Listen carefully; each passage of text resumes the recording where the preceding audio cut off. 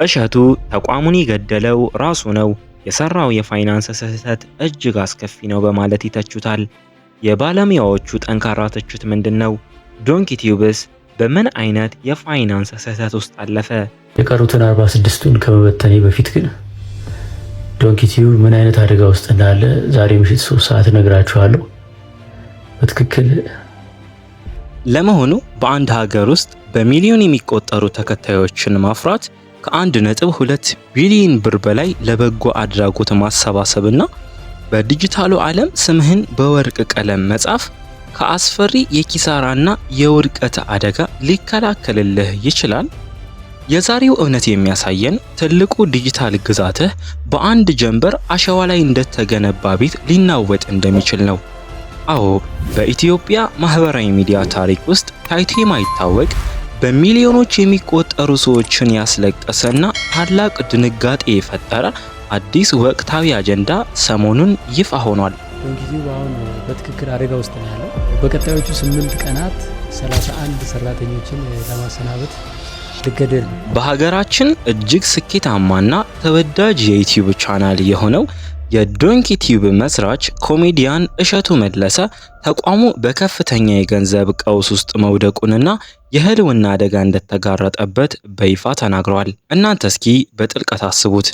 ከ74 በላይ ቋሚ ሰራተኞችን ቀጥሮ የሚያሰራ በየወሩ ከ2.4 ሚሊዮን ብር በላይ የሰራተኛ ደሞዝ የሚከፍልና 3 ግዙፍ ስቱዲዮዎችን ተከራይቶ የሚንቀሳቀስ አንድ ግዙፍ የሚዲያ ተቋም፣ ይህ በሚሊዮኖች የሚወደደው ተቋም ዛሬ ግን 31 ሰራተኞቹን በአንድ ጊዜ አሰናብቷል። የቀሩትም ሰራተኞች ደሞዛቸው በ50 በመቶ እንዲቀንስ ተደርጓል። እሸቱ መለሰ ራሱ ዶንኪ ቲዩብ አደጋ ውስጥ ነው፣ የሰራተኛ ደሞዝ መክፈል አቅቶናል በማለት ተመልካቾቹን በግልጽ የገንዘብ ድጋፍ እየጠየቀ ይገኛል። ይህ ዜና እንደተሰማ በኢንተርኔት መንደር ውስጥ ታላቅ የመከራከሪያ ጎራ ተፈጥሯል። በአንድ በኩል ኮሜዲያን እሸቱ መለሰን የሚደግፉ ወገኖች ዶንኪ ቲዩብ ትውልድ የሚቀርጽና ለሀገር ትልቅ በጎ ስራ የሰራ ተቋም በመሆኑ ሁላችንም ልንታደገው ይገባል እያሉ የገንዘብ ማሰባሰብ ዘመቻ ጀምረዋል። እሸቱ ለኪሳራው እንደ ምክንያት ያቀረበው የይዘት ስርቆትን፣ የስፖንሰር ማጣትንና የጥራት ስራዎችን ከፍተኛ ወጪ ነው። በሌላ በኩል ግን እሸቱ ላይ ጠንካራ ሂስ የሚያቀርቡ የፋይናንስና የሚዲያ ባለሙያዎች መድረኩን ተቆጣጥረውታል። ባለሙያዎቹ እንዲህ ይላሉ።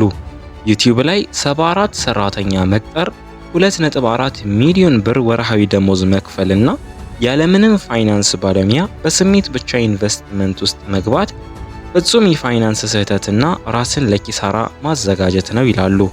በተጨማሪም ድንቅ ልጆች በተሰኘው ፕሮግራም ላይ ህፃናትን ለንግድ ማስታወቂያ ማቅረብ የሚያመጣው ስነ ልቦናዊ ጉዳትና ሚዲያው ከፈጠራ ስራ ወጥቶ ወደ ሃይማኖታዊ የገንዘብ ማሰባሰብ ስራዎች ማዘንበሉ አነጋጋሪ ሆኗል። ለመሆኑ እውነተኛው ችግር ምንድነው?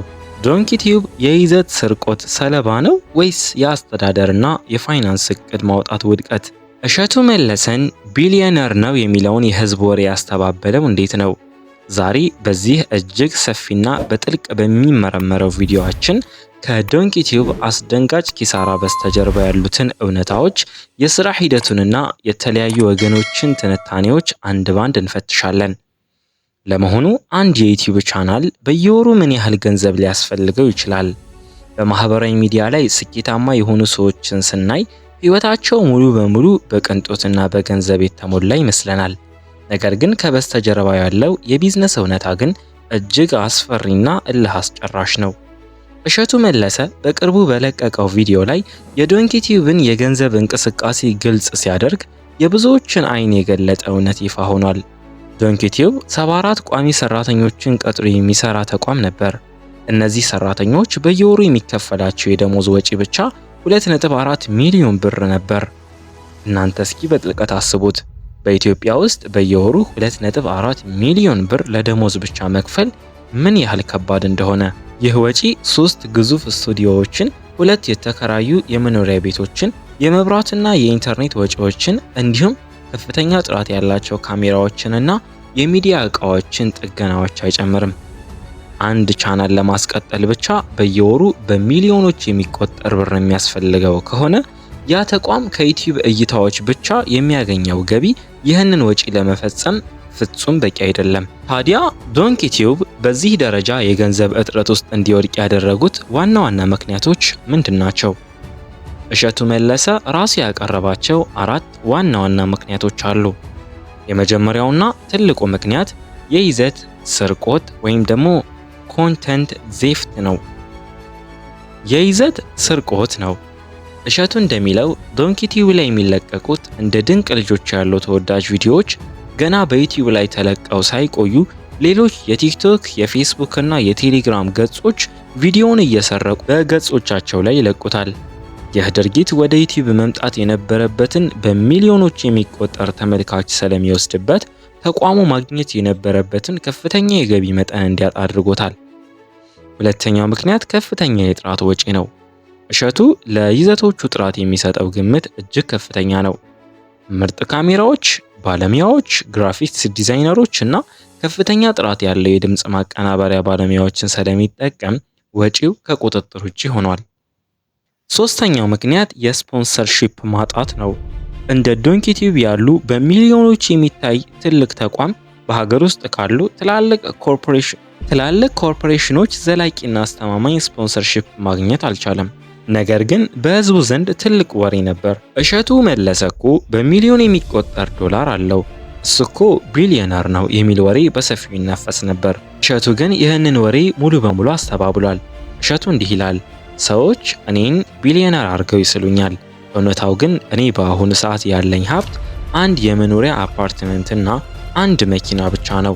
ከዚህ ውጪ ያለኝን ገንዘብ በሙሉ መልሼ በስራዬ ላይ ነው ኢንቨስት ያደረኩት። ይህንን የሀብት እውነታ በመግለጽ እሸቱ ዶንኪ ቲዩብን ከኪሳራ ለመታደግ ከተከታዮቹ የገንዘብ ድጋፍ እየጠየቀ ይገኛል። ነገር ግን ታሪኩ በዚህ ብቻ አያበቃም። የፋይናንስ ባለሙያዎች የሰጡት ምላሽ ግን የተለየ ነበር። እሸቱ ተቋሙን የገደለው ራሱ ነው፣ የሰራው የፋይናንስ ስህተት እጅግ አስከፊ ነው በማለት ይተቹታል። የባለሙያዎቹ ጠንካራ ትችት ምንድን ነው? ዶንኪ ቲዩብስ በምን አይነት የፋይናንስ ስህተት ውስጥ አለፈ? እስኪ አንድ ጊዜ ቆማችሁ አስቡት። በስሜትና በበጎ ፈቃድ ብቻ አንድን ትልቅ ተቋም ማስተዳደር ይቻላል? ወይስ ቢዝነስ የራሱ የሆነ መራራ የሂሳብ ቀመር አለው? ኮሜዲያን እሸቱ መለሰ የገጠመውን የገንዘብ ቀውስ ተከትሎ የፋይናንስና የሚዲያ ባለሙያዎች የዶንኪ ቲዩብን አጠቃላይ መዋቅር በመመርመር ጠንካራ ሂሶችን ማቅረብ ጀምረዋል። ባለሙያዎቹ እንደሚሉት ዶንኪ ቲዩብ የገጠመው ችግር የይዘት ስርቆት ወይም የስፖንሰርሺፕ ማጣት ብቻ አይደለም። ይልቁንም ዋናው ችግር ኦቨር ኢንቨስትመንት ወይም ካላቅም በላይ መዋቅር ማስፋት ነው። እስኪ በጥልቀት አስቡ። በዓለም አቀፍ ደረጃ በ10 ሚሊዮን የሚቆጠሩ ተከታዮች ያሏቸው ግዙፍ ዩቲዩበሮች እንኳን ቋሚ ሰራተኞቻቸውን ከ5 እስከ 15 ባሉ ባለሙያዎች ላይ ብቻ ይገድባሉ። አብዛኞቹን ስራዎች ደግሞ በኮንትራት ነው የሚያሰሩት። እሸቱ ግን በዩቲዩብ ገቢ ላይ ብቻ በሚደገፍ ተቋም ውስጥ 74 ቋሚ ሰራተኞችን ቀጥሮ በየወሩ 2.4 ሚሊዮን ብር የደሞዝ ጫና ውስጥ መግባቱ ትልቅ የቢዝነስ ስህተት እንደነበር ባለሙያዎቹ ይገልጻሉ። የዩቲዩብ ገቢ እንደ አየር ሁኔታ ተለዋዋጭና እርግጠኛ መሆን የማይቻልበት ሆኖ እያለ በየወሩ ይህንን ያህል ቋሚ ወጪ መያዝ ተቋሙን በቀጥታ ወደ ገደል እንደመራው ይተነትናሉ። እሸቱ ይህንን ያህል ከፍተኛ ወጪ ሲያወጣ የፋይናንስ አቅጣጫውን የሚመራ ባለሙያ ወይም የባለሙያዎች ቡድን አለመያዙ ተቋሙን በስሜትና በደመነፍስ ብቻ እንደሚመራው አድርጎታል። በደመነፍስ ብቻ እንዲመራው አድርጎታል የሚለው የባለሙያዎች ሂስ በአሁን ሰዓት ትልቅ መወያያ አጀንዳ ሆኗል። ነገር ግን ትችቱ በቢዝነስ ስህተት ላይ ብቻ አይበቃም። ከእሸቱ መለሰ ተወዳጅ ፕሮግራሞች መካከል አንዱ በሆነው ድንቅ ልጆች ላይም የሚዲያና የስነ ልቦና ባለሙያዎች የሰላ ትችት ሰንዝረዋል። ባለሙያዎቹ እንደሚሉት ህፃናትን ለተመልካች እይታና ለድርጅቶች ማስታወቂያ ማቅረብ በረጅም ጊዜ በህፃናቱ ስነ ልቦናና እድገት ላይ ከባድ ጉዳት ሊያደርስ ይችላል። የህፃናትን ንጽህናና ተሰጥኦ ለንግድ ጥቅም ለእይታ መሸመቻ ማድረግ ከስነ ምግባር አንጻር ትክክል አይደለም የሚሉ ስጋቶች በስፋት እየቀረቡ ይገኛሉ። በተጨማሪም ዶንኪ ቲዩብ ከቅርብ ጊዜ ወዲህ ከመዝናኛና ከኮሜዲ ይዘቶች ወጥቶ ወደ ሃይማኖታዊ ይዘቶች ማዘንበሉ አነጋጋሪ ሆኗል።